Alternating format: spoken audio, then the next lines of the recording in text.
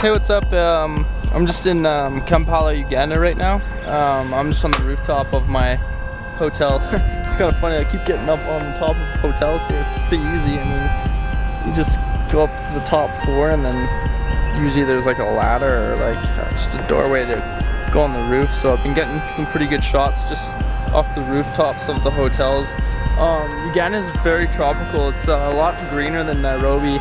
As you can see, a lot of like shale and red like rooftops and stuff like that.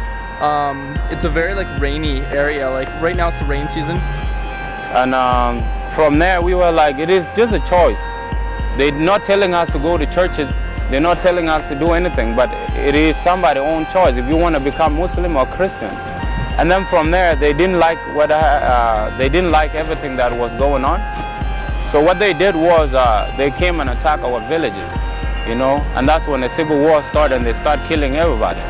So most of my elders, the oldest people, were having nothing. There was no gun, there's nothing, because we live in the jungle just looking after cattle. We're just pastoralists.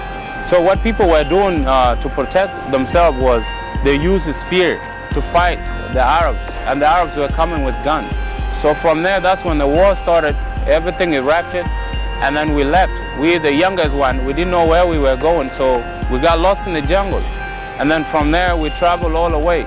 We lost in the jungle. And then 3 months later, that's when we find it out that we were in Ethiopia, you know, and that's how we became the Lost Boys of Sudan. So from there up to today, that's why I never went back. I never went back since that night when everything started. So until I came to Ethiopia, and then from Ethiopia I came to Kenya in 1992. Then 1992 I stayed here until 2004, you know, and then that's when I get an opportunity to go to Canada. And the rest of my Sudanese Lost Boys went to United States. They were given an opportunity to go there. Some went to Australia, you know.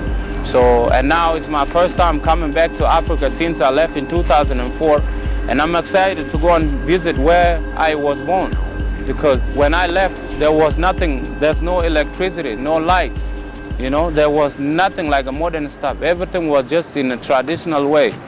So, and now I'm excited to be back in Nairobi, where I was raised as a refugee, and I will proceed to Sudan and go and look for my mother and meet her. Does it feel like home, or would you consider Canada your home now? Well, as I said, Canada is my home, you know what I'm saying, because that's my country and I love Canada, you know what I'm saying. And Kenya, this is where, like I said, this is where everything started for me. This is where all the opportunities started for me before I came to Canada. So Kenya is like my second home at the same time, you know, because this is where I was raised. This is where all my Lost Boys and girls were raised, in the refugee camp in Kenya. And I appreciate them for giving us an opportunity. So I consider Kenya as a best place and as a second home for me too. I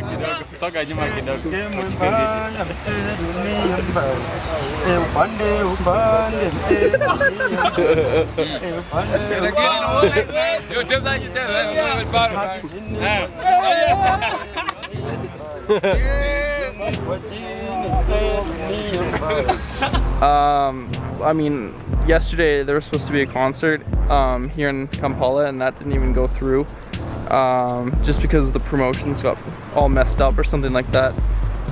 So I'm a little bit bummed on that. Things were promised that aren't happening, but I'm still having a good time. It's December 20th right now, or the 21st I think. So Christmas is coming pretty soon, and I miss home, I miss family a lot, but still enjoying my experience here in Africa. It's crazy. Uganda is unreal. In downtown it's absolutely hectic. I mean, even more hectic than Nairobi, and Nairobi is crazy. So I mean, you can't even drive basically. I mean, you're stuck in traffic for so long. We got into Kampala and we hopped in a taxi, and after like a 28 or 15 hour bus ride, and we hopped in this taxi, and it didn't even like work. It kept like stalling, and the guy had to turn the car on and off like probably like 80 times in the time that we were in the car, and it was kind of annoying. But yeah, beautiful view up here. I mean, look at this. It's beautiful. I don't know, enjoying my time. It's pretty hot on the roof right now. Yeah. Just yeah, kind of getting ready to go home though. You know, had my time here. It's good. Yeah. Bye.